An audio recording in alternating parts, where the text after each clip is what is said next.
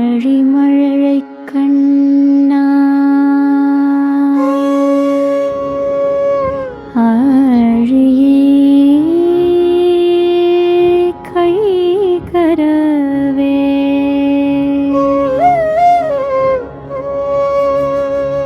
ஆழியில் book முகந்து கொடு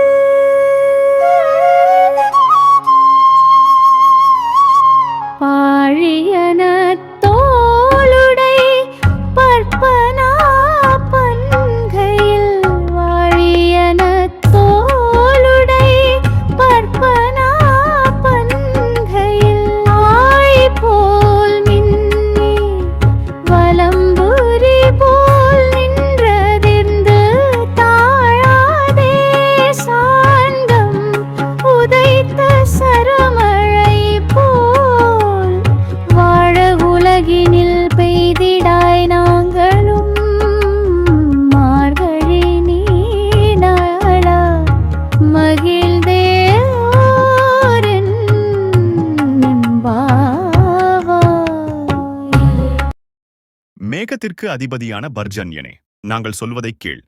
உன்னிடம் ஒரு சொட்டு தண்ணீரை கூட வைத்துக் கொள்ளாதே.